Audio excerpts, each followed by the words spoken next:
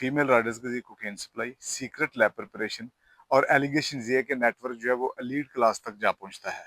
यह जनाब किसी मूवी की स्टोरी नहीं, बल्कि पाकिस्तान सिंध में होने वाला हाल ही में एक ऐसा केस है जिसने लोगों को शक कर दिया।